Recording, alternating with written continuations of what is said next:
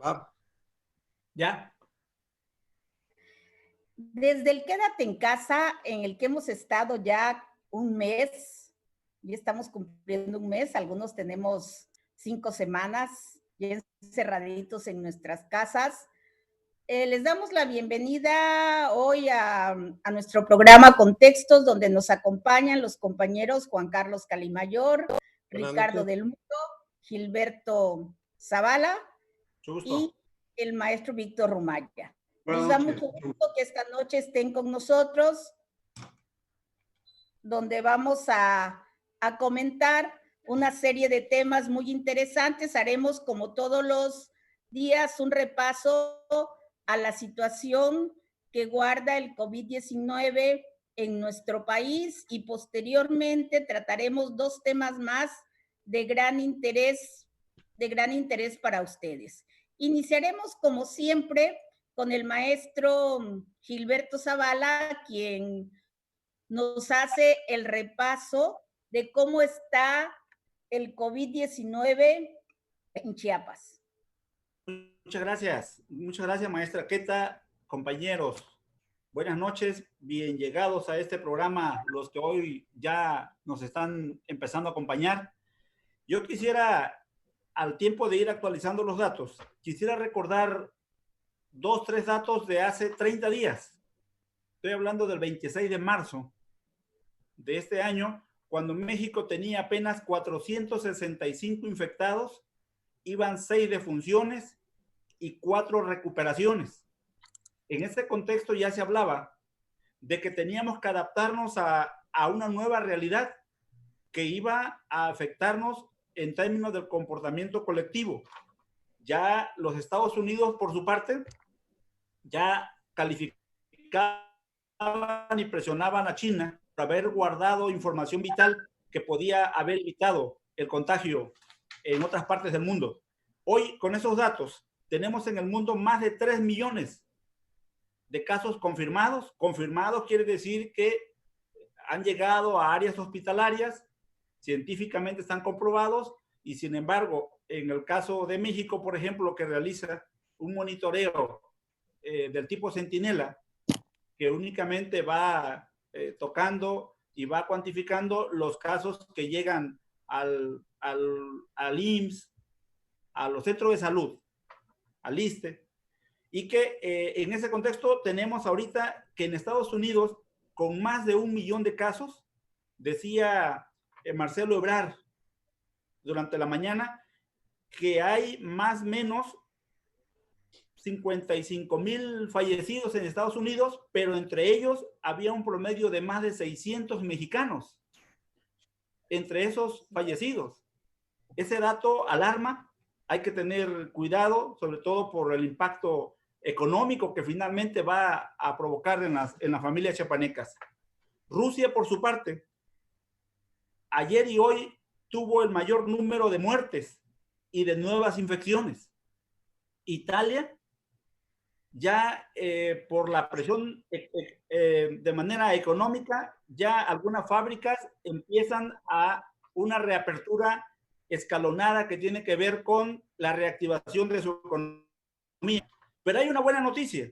Nueva Zelanda, con casi 5 millones de habitantes, ha salido a anunciar que han ganado la batalla contra el virus a partir de lo que ha señalado Jacinda Ardern, que es la primera ministra, y en donde buscan llegar al número de infecciones de hoy en adelante y se quedan con una cifra: 1,122 casos de contagios, 19 fallecidos y con una tasa del 0.4 de transmisión. Solamente en el rango internacional tenemos 2.5 de transmisión. Con esos datos, hoy México acumula casi 17,000 casos confirmados, en tanto que efectivamente vemos en el contexto del país un diferendo, digamos, una confrontación importante entre el presidente Andrés Manuel y el sector privado, lo que lleva a una sola síntesis, que es la búsqueda de subordinar la economía a la política. El sistema anterior, y esa era la crítica que él manejó, era que la política se subordinaba a la cuestión económica. Aporto también, para ahondar más después, que en este marco la Secretaría de Educación ha dicho que para atender las clases en casa se han abierto más de 11 millones de cuentas a alumnos y 800,000 cuentas del servicio de Internet, de conectividad a maestros en educación media superior. Frente a ese escenario, hay más de 3.500 profesores de telebachillerato que no tienen pagados sus salarios y cuentan y están sin seguridad laboral. Entonces tenemos una ley de amnistía que ya transita, que ya camina, una serie de problemas económicos que no se le encuentra la cuadratura, y luego en la segunda intervención de mi parte ahondaremos con la situación de Chiapas. Por lo pronto ahí lo dejo, señora Queta.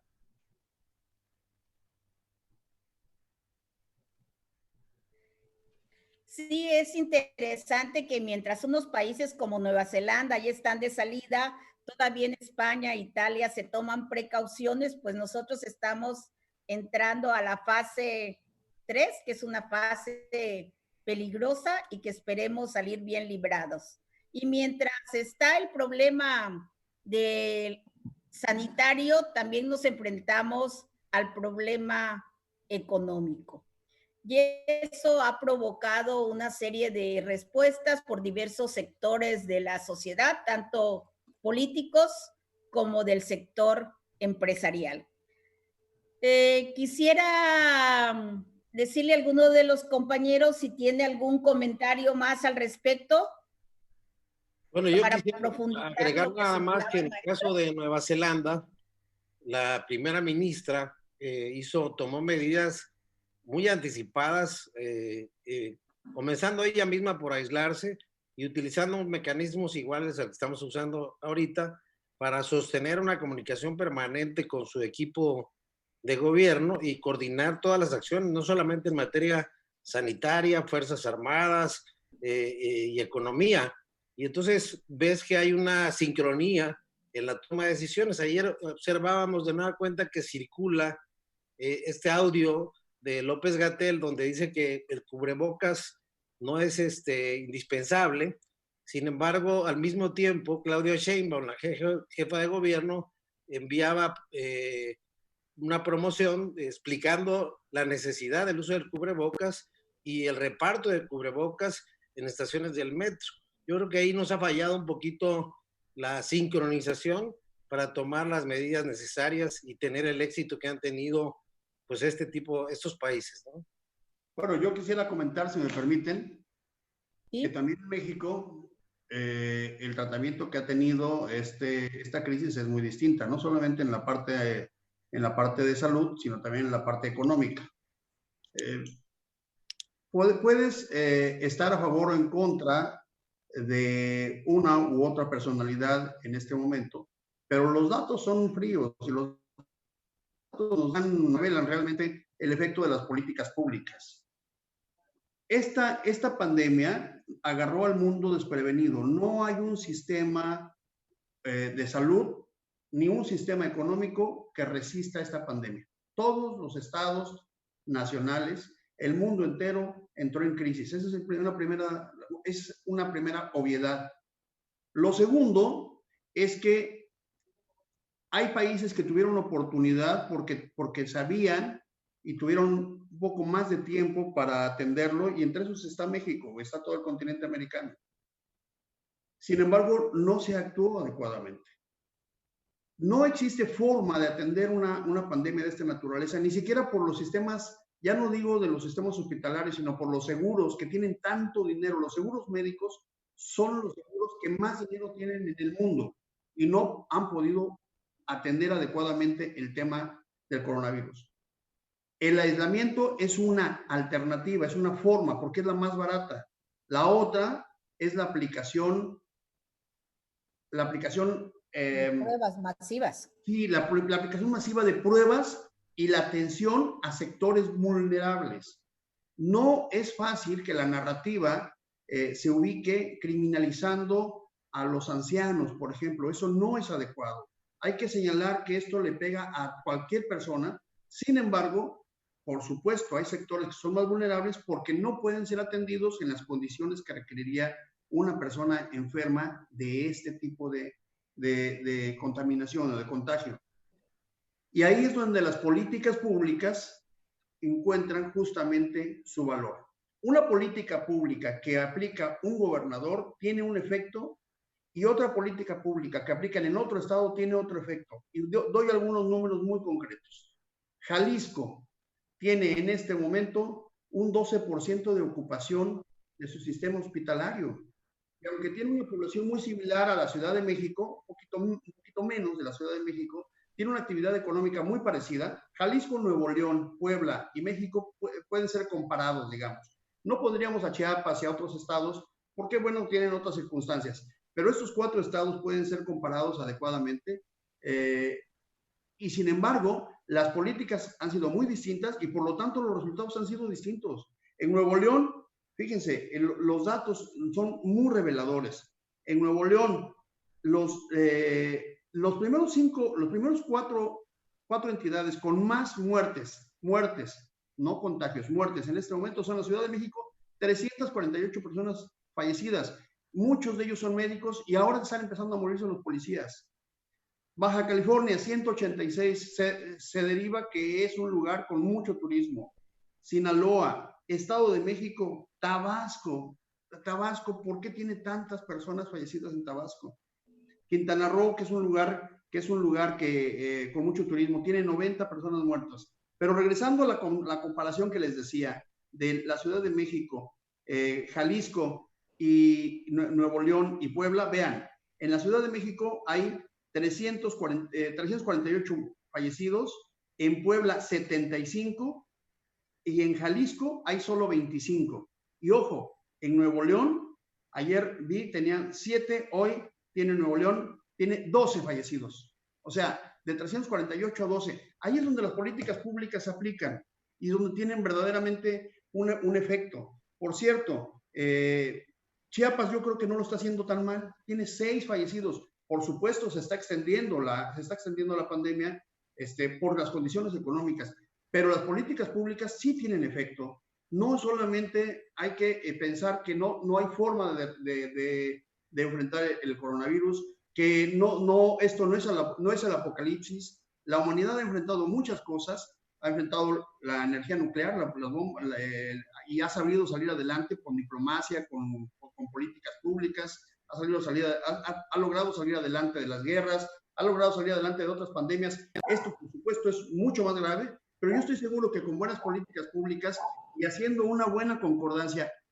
dejando de lado los intereses políticos y entendiendo que este país es un país de todos y para todos, podemos salir adelante. Hay cosas interesantes, se están haciendo cosas interesantes y vale la pena rescatarlas. Sí, yo creo que nos estamos convirtiendo en una sociedad más crítica, más propositiva, que está actuando, que no se ha quedado al margen. Y hoy leía precisamente el poema de Luis Villoro con motivo del terremoto del 17, ¿no? Con el puño en alto, que fue un poema que nos conmovió a todos y a todas, ¿no? Y esa participación de la sociedad, y yo veo una sociedad ahora muy participativa y muy vigente, ¿no? Que en otras épocas hubiera sido ese hecho imposible. Y Ricardo, ¿tú quieres comentar algo al respecto?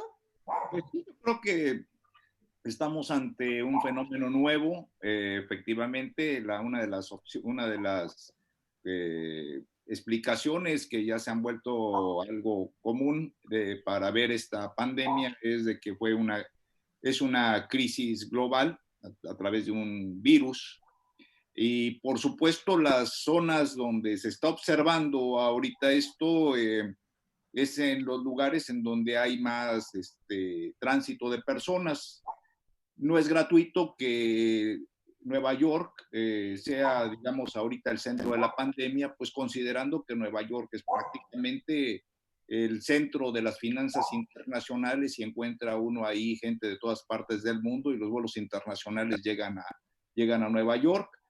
Y por supuesto, yo creo que esta pandemia puso a prueba las instituciones de salud y sobre todo el papel del Estado, ¿no? Un Estado, en un momento en que el llamado Estado benefactor había sido fuertemente cuestionado por las corrientes neoliberales privadas, nos entró una tendencia a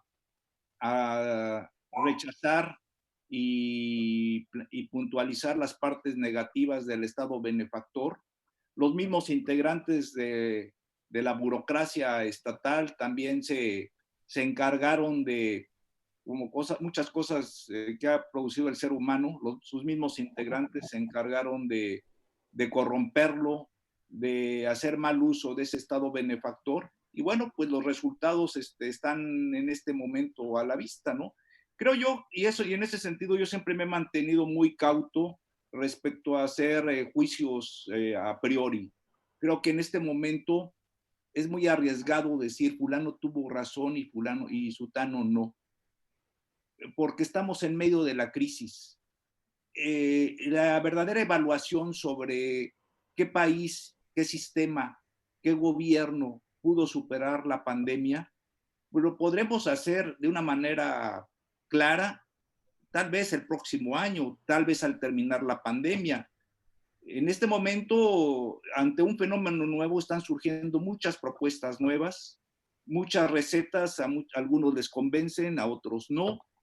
Y bueno, lo que se sabe es de que estamos ante algo inédito, ¿no? Nuestros mismos hábitos, están surgiendo cosas nuevas. Ayer, precisamente, con el maestro Zavala, pues estábamos comentando el aspecto de que qué bueno que se está impulsando todo lo que se refiere al trabajo a distancia, la educación a distancia, y esto uno diría es un avance. Pero al mismo tiempo, al estar encerrados y al estar metidos en nuestras computadoras y solos en nuestras casas con la computadora, los niños, sobre todo los estudiantes, con toda la razón del mundo, extrañan a sus escuelas, extrañan a sus amigos, extrañan esa otra parte humana que la pandemia nos impide disfrutar. Y también como nosotros como adultos, pues claro, tenemos posibilidades de estar interactuando como lo estamos haciendo ahorita, pero esa otra parte humana, yo creo que en ningún otro momento la hemos valorado tanto como ahorita, ¿no? Antes de que sucediera esto, éramos muy dados a echarle porras al avance tecnológico y a la posibilidad de estar interactuando desde distancias lejanas. Ahorita creo que nuevamente le estamos dando importancia, porque no lo tenemos y por supuesto lo extrañamos, a lo más sencillo del ser humano, que es el diálogo cara a cara, el abrazo, los gestos, la convivencia personal. Creo que después de un tiempo yo no quiero saber nada de foros virtuales, ni llamadas, ni videollamadas, ¿verdad? Creo que ya tuve suficiente durante esta época. Bueno, un tema que está muy ligado a la situación que estamos viviendo, pero en otro aspecto, es lo que ha estado pasando en el Congreso de la Unión. Y hay una figura muy importante, ha sido el diputado Porfirio Muñoz Ledo, que ha sido una figura muy polémica ya tiene buenos años en la política, yo creo que como 50 años tal vez Muñoz Ledo, ¿verdad? Y que ahorita es como un lobo solitario en el Congreso, pero que ha hecho importantes señalamientos, ¿verdad?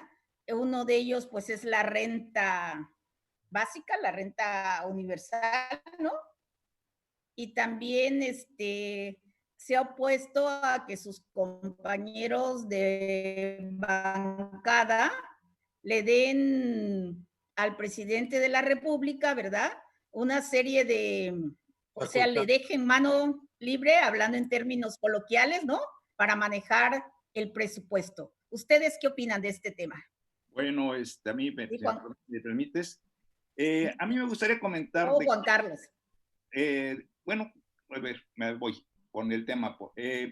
Creo que Muñoz Ledo afortunadamente se ha convertido en la voz crítica de un Congreso en donde Morena, esa coalición que se formó para llevar a la presidencia Andrés Manuel López Obrador, se intenta, o sea, se ha convertido en la clásica aplanadora legislativa y que nos recuerda los momentos más nefastos de la época priista. Y qué bueno que Muñoz Ledo rescata lo mejor de esa corriente cardenista, de esa corriente socialdemócrata, e incluso de la corriente de la izquierda de vocación democrática. Y tiene toda la autoridad moral para señalárselo a estos izquierdistas de nuevo cuño, surgidos ante la emergencia o ante la oportunidad de subirse al carro de Morena, y en donde observamos a muchos personajes, por ejemplo, el mismo Bartlett y demás, que de izquierda, pues tal vez nada más es el que tienen un brazo del lado izquierdo, porque ideológicamente no creo que comulguen con lo que es el verdadero pensamiento crítico. Y yo creo que en este sentido Muñoz Ledo, qué bueno que tiene esa voz crítica y que no tiene miedo por su edad, insisto, por su autoridad moral, por su historia política. Y bueno, lo más reciente es de que como ustedes recordarán, el jueves pasado, el presidente Andrés Manuel López Obrador mandó una iniciativa de reformas a la Ley Federal del Presupuesto y Responsabilidad Hacendaria que intenta otorgarle al Ejecutivo la facultad de reorientar los recursos del presupuesto ante la cuestión de emergencias económicas. Y Muñoz Ledo, puntualmente, como lo ha hecho en otras ocasiones, rompió con la docilidad que tiene siempre la bancada morenista y advirtió que esta iniciativa de llevarse adelante pues le daría al presidente potestades unipersonales, es decir, se le daría al presidente la posibilidad de manejar el presupuesto a su antojo, bajo la situación de una emergencia económica, que una emergencia económica finalmente pues estaría también a criterio del Ejecutivo. Y bueno, ahorita podríamos decir que la pandemia del coronavirus es una emergencia económica, pero lo mismo podría ser en un momento determinado una baja en la gasolina, etcétera, etcétera. No es la primera vez, aparte de que Muñoz Ledo pues se quejó de que hay una invitación para que se haga la próxima sesión extraordinaria para analizar este tema, a pesar de la situación de alejamiento, de distancia que se está impulsando por la cuestión del coronavirus. No es la primera vez que Muñoz Ledo levanta la voz y que rompe el esquema de la bancada morenista.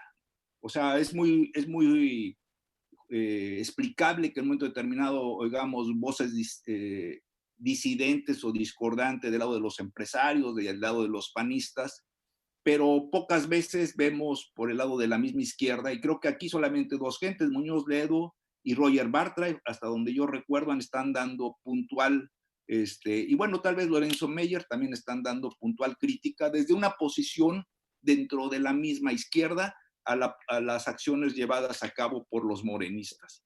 Hay que acordarnos de que Muñoz Ledo criticó en su momento cuando México hizo un cambio abrupto en la política migratoria y se convirtió, a pesar de todo, prácticamente en el país seguro que estaba demandando Estados Unidos. Y bueno, en este sentido,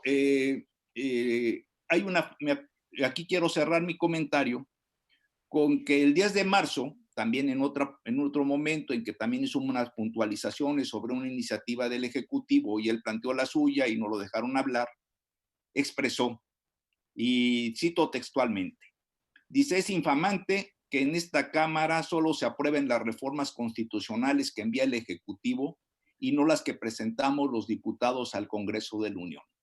El presidente López Obrador ha dicho que respeta al Congreso, pero algunos de sus émulos y de sus lambiscones niegan la palabra hasta a su propio jefe. Y al terminar señala, ya entrevistado, nada le puedes quitar o dar a un hombre que está más cerca de la muerte que ver cómo se pierde en la mentira y el autoritarismo el sueño de una transformación en México. En fin, no olvidemos que Muñoz Ledo, aparte de político, es un gran estadista, maestro en Derecho Constitucional. Es hasta ahí, a ver, lo planteo. Bueno, y además tiene frases muy interesantes, ¿no? Dijo que si había tanta tela, ¿para qué hacían ojales, no? Eso es en el planteamiento que hizo sobre la renta universal básica, que eso tengo entendido que también con el maestro que Víctor lo queremos comentar. Miren, así es. Bueno, Juan Carlos. Si me permiten, bueno, Muñoz Ledo es un teórico del Estado, es un estudioso y por tanto entiende perfectamente eso que en Morena muchos no entienden acerca de las teorías de Montesquieu y de la separación de poderes, que lo que pretenden no es limitar, pero sí hacer, no les gusta la palabra contrapeso, pero sí los equilibrios necesarios para que el presidente, el primer mandatario del país que sea, pues tome decisiones y procure consensuarlas. Nuestra Constitución es maravillosa, establece el estado de excepción. Existía el Fondo de Estabilización, nada más que lo agarraron desde el año pasado para otra cosa. Había una reserva de más de 300,000 millones de pesos que ahorita están repartiendo 50,000 en créditos de 25,000, que bien hubiera podido servir, y además para esta situación, y además un Banco de México que ahí sí ha tenido que respetar al presidente, que tuvo que salir al quite, a meterle el hombro. No me gusta mucho la idea que solo a la banca comercial, sin condicionarla, sin una regla clara de que debe bajar sus tasas de interés para realmente no hacer usura y no haya una especie de proa soterrado en estas medidas. Por otro lado, tenemos a los hombres de negocios que ya se tomaron la libertad ayer aclarada de pedir financiamiento al Banco Interamericano de Desarrollo, y el presidente, que no muy le entiende a la economía, pues dijo que no les gustaba el modito. No, lo que no le gusta es que otros también sugieran cosas, ¿no? Él es el sol del sistema planetario y le cuesta mucho trabajo aceptarlo, pero lo tiene que entender, y a lo mejor les dijo, bueno, anúncienlo ustedes, no lo voy a anunciar yo.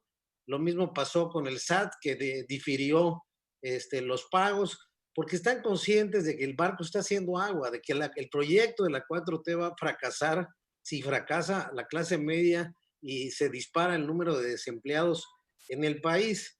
El presidente además hizo modificaciones para evitar que los diputados le metieran mano al presupuesto por primera vez en 20 años. Y además de ello hubo un subejercicio presupuestal que se calculaba casi en 170,000 millones de pesos el año pasado.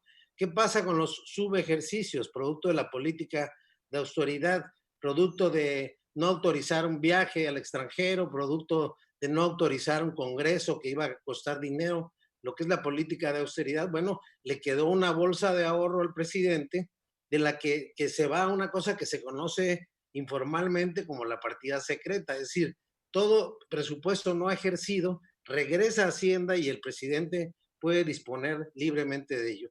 ¿Y qué es lo que estamos viendo cuando se acapara o se monopoliza en toda actividad, en la política, en la economía, cuando se monopolizan la toma de decisiones? Lo que le está pasando a nuestro paisano Zoé Robledo, que continúa con las protestas en el IMSS, porque todas las compras de medicinas e insumos las hace Hacienda.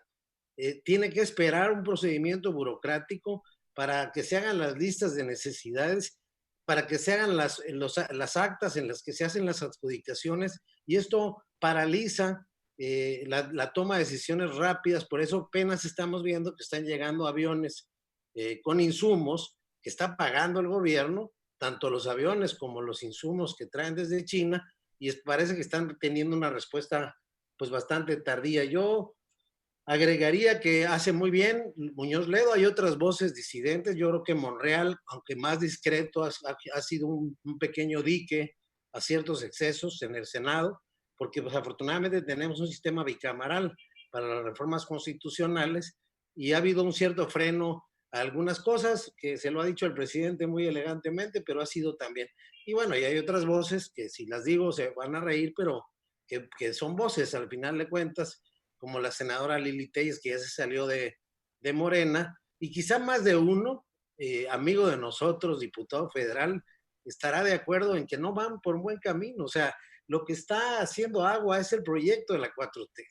Y si el presidente hubiera tomado la buena decisión de no aplastar a la clase media involuntariamente con sus decisiones, y hubiera salvado el empleo y no apostar al subsidio nada más de los más necesitados, como dice Porfirio Muñoz Ledo, hay tela de dónde cortar y no lo están sabiendo hacer. Es muy importante leer la editorial de Carlos Ursúa el lunes pasado en El Universal, que fue su secretario de Hacienda, donde dice que están hechos bolas, que no saben qué hacer para manejar la crisis. Yo creo que sí saben. Yo creo que Romo sabe, pero no lo dejan hablar. No sabemos nada de él, está agazapado, quizá pensando en su renuncia. Me dicen por ahí que el presidente ya les mandó a decir que esas renuncias no son unilaterales, que las decide él. El papel de Herrera como secretario de Hacienda, muy complicado, porque saben, porque estudiaron en universidades muy buenas, cómo se mantiene el equilibrio económico. De ahí, pues, que pues así, a golpes de timón, estamos viendo ajustes y estamos viendo cómo se organiza sociedad, gobierno, organismos empresariales, y el presidente a regañadientes está teniendo que aceptar que se tomen medidas que son en su propio beneficio. Así que esa es la lógica que yo veo, y sí veo muy mal. Esos pasarán a la historia como los nazis después cuando los juzgaron en los juicios de Nuremberg, aquellos que le dicen que siga todo el presidente. Y es que estaba obedeciendo órdenes, es que había un proyecto, es que estábamos construyendo el Cuarto Reich, sí, pero no podías, en uso de un mínimo de congruencia, ir contra tus propios principios. Si me permiten. Sí, claro que sí, maestro Urmaya. Yo creo que se nos está acabando el tiempo, En este momento lo que refresca la discusión en México no es tener voces disidentes, sino tener voces responsables. Hay, creo yo, muchas voces muy responsables que han hablado muy bien, y no solamente en la política, sino en la economía, en los medios de comunicación y en la academia, en la ciencia. Hay una discusión abierta en México de todo, de todo. Lo que ustedes están planteando ahora con Muñoz Ledo es una discusión del Estado mismo. Me parece que en este momento, aunque se está discutiendo el Estado y se está queriendo modificar el Estado Nacional a partir de decretos presidenciales y de acuerdos entre un solo partido político, no es adecuado. Eso amerita una discusión más a fondo, una discusión profunda, verdaderamente seria. El Estado mexicano está conformado por instituciones políticas, y esas instituciones políticas obedecen a una gran institución que es la más importante, la ley. Y sin embargo, se han estado buscando formas de cómo violentar la ley por los propios representantes del pueblo, los diputados. Y una de las razones fundamentales es porque en el origen está la perversión de la reelección. Hay una lectura equivocada de lo que ocurrió en el 2018, diciendo que cuando gana Andrés Manuel López Obrador con tantos votos, ningún gobernador, ningún presidente municipal, ningún diputado tiene una fuerza suficiente para haber ganado si no era con la presencia de Andrés Manuel.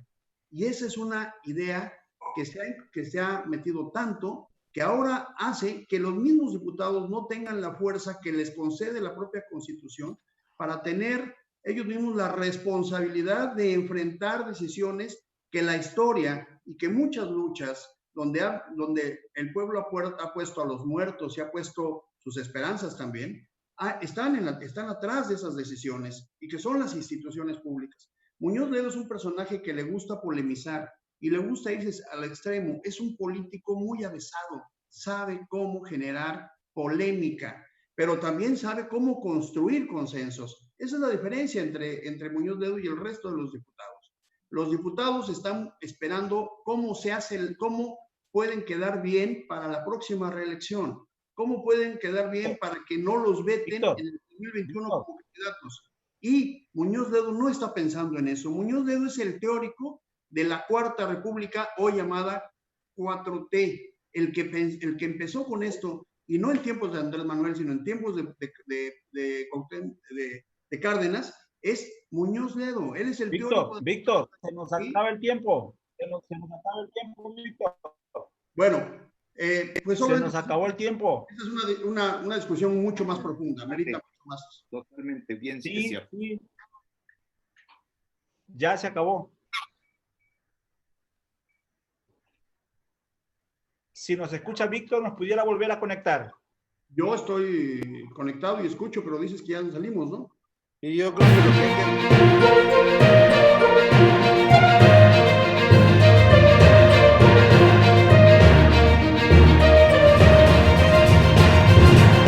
Contextos.